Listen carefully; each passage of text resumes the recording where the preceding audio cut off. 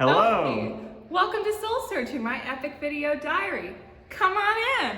We've got a special episode. Episode 14 is going to be a little bit different than what I've been doing. Instead of me talking at the camera, well, I am going to talk at the camera for a long time, but instead of a travel adventure, this is going to be an in-home adventure. We're going to be making some bibimbap together, and so let's get started. Bibimbap. Bibimbap is a very popular Korean dish. It literally means like mixed vegetables or not mixed vegetables, but mixed, and bap means rice. And just like any food in any country, there are a lot of variations around the country. Today we're going to be making a Jeonju bibimbap. Jeonju is known for bibimbap, which is very exciting. So we're going to be making a version of that, but my version of it. There's also dolsot bibimbap, which is one of my favorites, which is served in like this cauldron thing, and it's served piping hot. There are other variations as well, but this is going to be ours.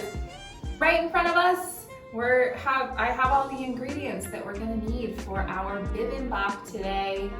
The nice thing about bibimbap is that it's mostly made up of things that you can find in your home. It can be a vegan version, it can be a vegetarian version, or it can be a meat lover's version. We're going to be doing a version with beef today, so it is not vegetarian. Sorry folks. But I can explain how to make it vegetarian or vegan. But here is everything that we are going to be using today. So here are the fresh veggies. We've got some lettuce and cucumber and peppers, some bean sprouts. I have no idea what these are called in English, but in Korean, they are called gosari. I think they might be burdock root. Could be wrong. Maybe one of you guys knows. And then we've got our base, our bap, is brown rice. You can do it with any kind of rice. I tend to keep brown rice around the house just because most restaurants and my schools, they serve white rice. And so if I'm gonna be eating multiple different kinds or multiple rices a day, I'd rather have a little bit of variation on in there. You can also make it with buckwheat noodles to make it a bibimbap. That is an okay option. I do that all the time as well. What other things do we need? Oh, we got some veggies that we're gonna cook. Yes, if you know me, you are surprised to see carrots there. I will eat them when they're cooked, and they're very good in bibimbap. When they're cooked up with, it doesn't look too great because it's in this plastic bag, but this sogogi, which is beef, it's been marinating in some galbi sauce with some soy sauce, gluten-free soy sauce that I magically found, garlic, ginger, some sesame oil, some oyster sauce. We got a lot going on in there, so that's going to be really delicious. Some seaweed to top off. A lot of bibimbap is served with egg on top, so I'm going to do that because it gives just a little bit of extra protein. You can take the beef out in order to make it vegetarian. You can take the eggs out in order to make it vegan. And then over here we've got some sesame oil and some chili oil, some salt that went into there, my gluten-free soy sauce, which was really hard to find, but I found it and it's magical. Some neutral cooking oil, and then the most important thing that you need is gochujang, which is a red pepper paste made from gochu peppers. And unfortunately, there's no real substitution for this, so you will need this in order to make the bibimbap.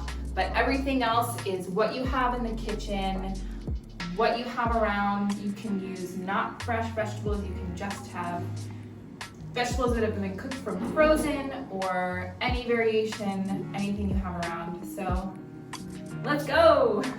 All right, we're gonna start with our rice, our base, which is very important. So you don't really have to measure it out, but I am doing just enough for about 2 servings worth. Make sure you rinse your rice, otherwise it's gonna get all sticky and clumpy and You'd want that. We're not gonna watch the whole thing. Maybe we'll watch a sped through version of how this works, but let's do our rice.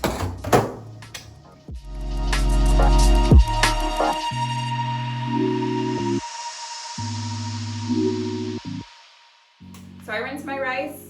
That gets all of the starch off of the rice so that it doesn't become lumpy and clumpy and all the umpies. So you don't need to measure out water. There is a trick.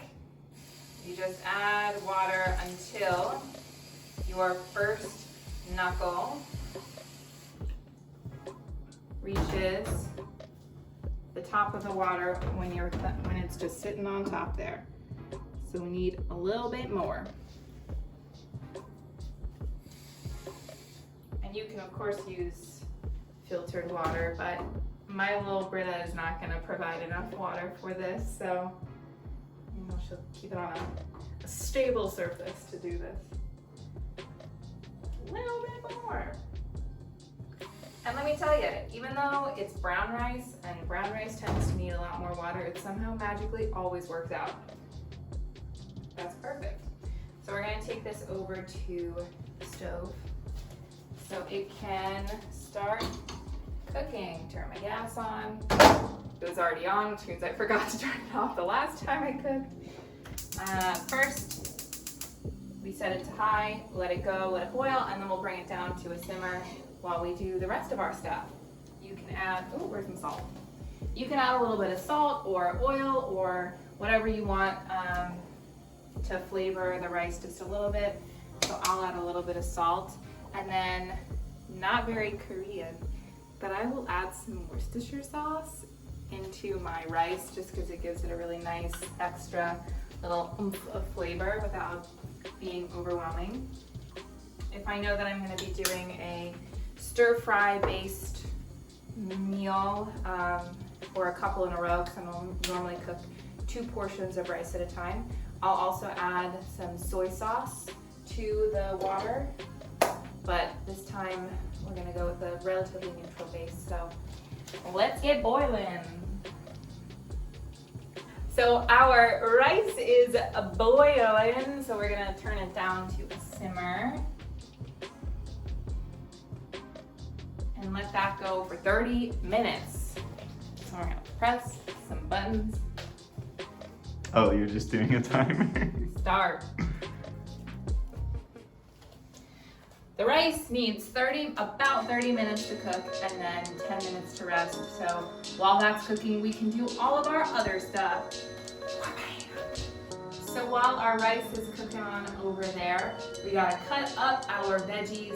Again, you can use whatever you have in the house. I really like to have around peppers and cucumbers. That's like a staple in this apartment. Lettuce, I just happen to have lettuce around, but you can use other greens. You can use spinach, you could use bok choy. I use bok choy a lot, but I happen to have some lettuce that I need to get rid of before I go on vacation. So we're using some lettuce and the bean sprouts and, what did we say? Maybe burdock root. Maybe.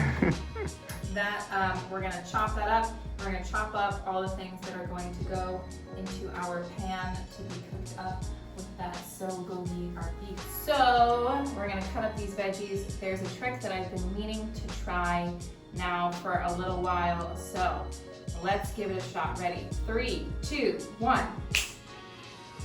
Ah, look at that. I hope that turned out as well as I thought it did. Ta-da!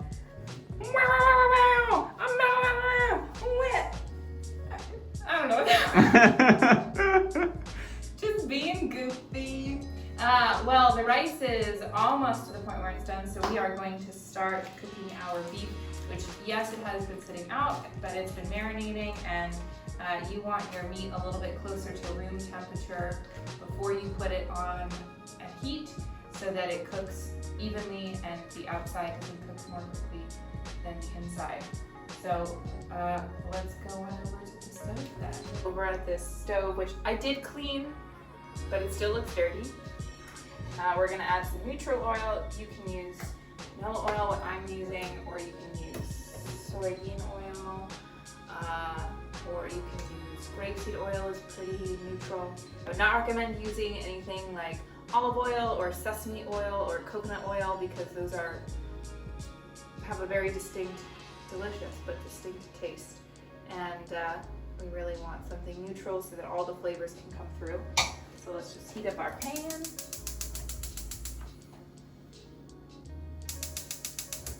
This thing can be super temperamental. I have no temperatures for you. I just kind of turn on the stove and like things happen. So we're gonna wait until the oil heats up a little bit until it is nice and shimmery, and that is that is not the fire alarm, I promise. Oh, it's the rice. It's the rice. That is a terrible sound for a timer though. So you can see our rice does look cooked. So we can go ahead and turn that off, and then it's gonna steam, which will give it some nice fluff. So I think that our oil is just about ready. And let's get out a spoon. Let's throw this beef on in there. I'm gonna cook the beef first in some of the juices, and then it will release some good fat to cook the rest of the vegetables in. So that's gonna go there, and then this is gonna be delicious. So gotta turn the heat up a little bit. See, we're just working through what we got.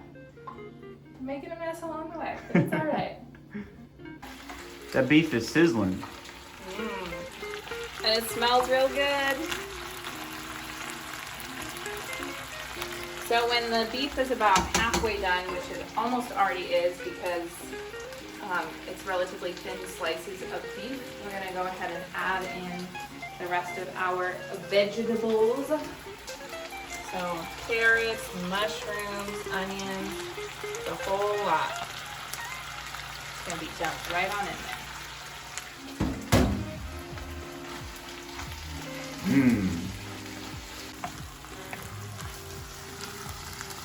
That looks good. Do you smell it through the camera? Yeah. Just cooking up this beef. This bibimbap's gonna be so good. You know that there's a front camera you can use? No, it's cooler this way. The bibimbap is like from Jeonju, and it's with beef. It's really good. Our beef is cooked, and our vegetables are nice and soft and flavorful and delicious. So we're just gonna move this all over into this little bowl, which is always a precarious thing to do because it's right on top of where I put clean dishes. Oh yeah, you don't want to mess that up. But this kitchen was not thought through well when they built it to have this here. But it's all right. So we're gonna set that off to the side, and then last things to do are assemble and cook the eggs. So let's get to it. Okay. Now, time to get assembling. So first thing that goes in is our nice and steamy rice. That looks perfect. Yeah, see, no clumping, no, what was the other word I used earlier? Lumping or Lumping other or- umping. You just gotta get that one knuckle of water in there. Yeah, and then beautiful, perfect. And I'm gonna just divide it up evenly. Sometimes you also can eat bibimbap without rice, even though it's called bibimbap. Like if you remember my Passover episode, when we went to dinner, I couldn't have the rice. So I just ate bibimbap without the bop. That's right. I would not recommend doing that though. Next up, we got our veggies. So I like to make my meals as rainbow as possible. You don't have a huge variety in the vegetables, but once you add that gochujang paste, it looks incredible. So we're just gonna kind of nestle those in as well as you can. And these, keep forgetting what they're called. Maybe burdock root. I really should just ask someone, like my language exchange partner or someone, because someone's bound to know. These are really common in Korea though, so you'll eat these a lot here. Got some lettuce or some in Korean. I'm making a pure mess of things, but it's okay because bibimbap at its core really is bokimbap, which is fried rice. And so it's all a jumble mess anyways. And then we got our cucumbers and we're spilling some stuff on the floor. Good stuff. Is that a burdock root? Maybe. We'll never know. Got some peppers.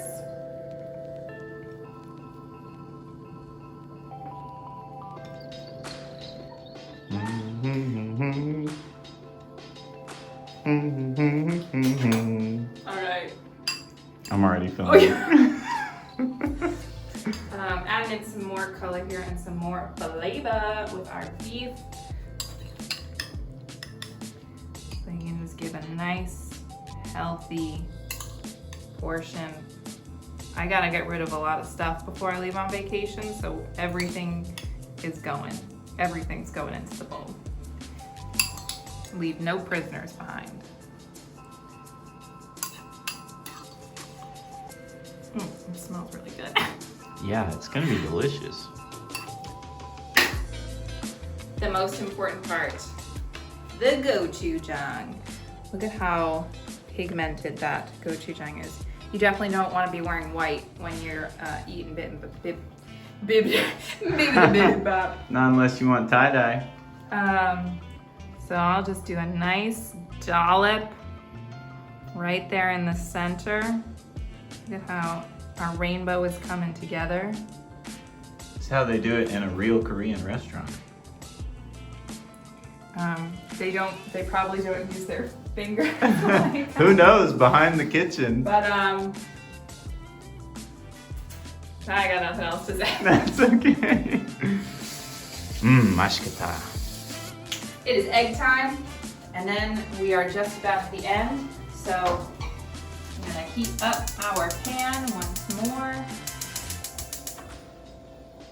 Again, adding a little bit more of your neutral cooking oil of choice. The egg's gonna get some of that good leftover fat and flavor from the beef that cooked in there. So it's gonna turn the color of the eggs a little bit. We'll get a little bit of extra brown on in there, but totally worth it. We got our eggs, and they're a little nasty on the outside. But you ready?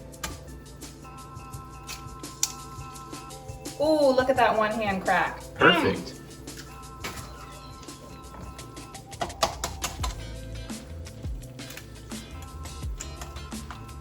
Oh, that one was sad. You did your best. Which is all we can really try for in this world. Our eggs are done.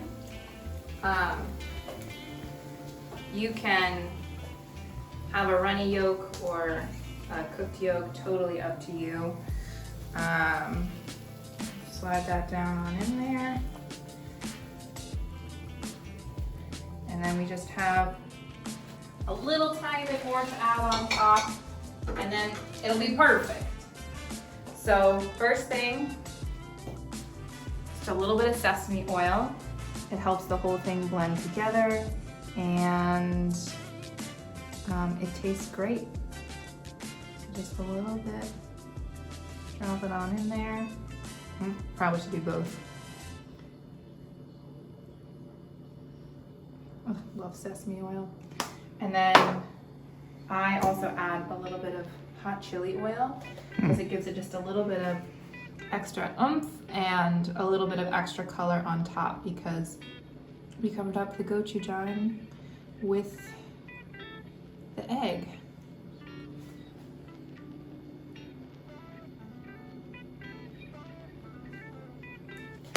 And then the very final step, You can add some extra soy sauce if you want. I'm not going to. Depends on if you cooked your rice and it's a little bit too dry, it might be helpful to add a little bit of soy sauce. Lastly, we've got our seaweed. So this is dried seaweed with a little bit more sesame in it. I'm just gonna add a little bit on top. Tastes great. Gives it a little bit of an extra difference in texture, and it helps it look pretty rad.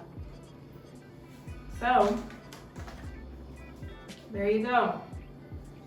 Bibimbap at home, super delicious, super easy.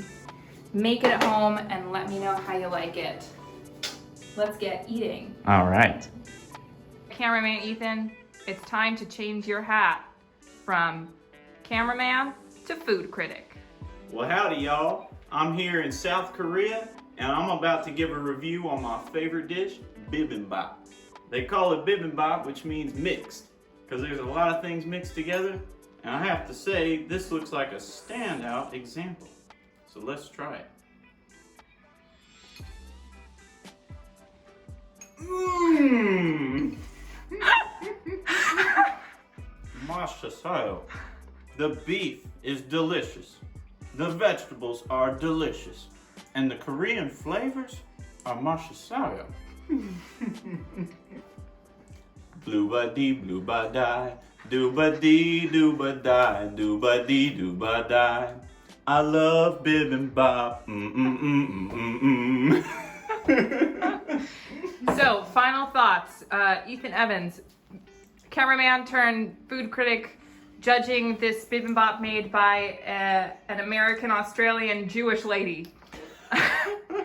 How is it? I love the cultural twist, and it has to be my favorite bibimbap I've eaten in my whole life. Wow, high praise. Woo, woo!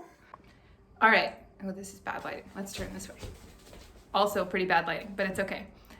This has been another episode of Soul Searching My Epic Video Diary. Thank you so much for watching. I hope you had a lot of fun goofing around and cooking with us.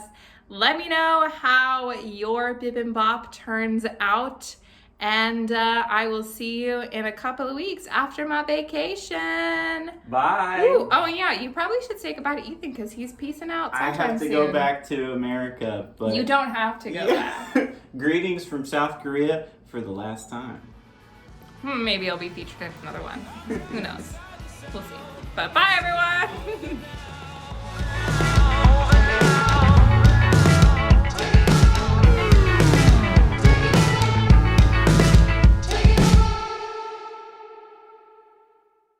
And then the only thing left is the eggs. After this, assembly and eggs.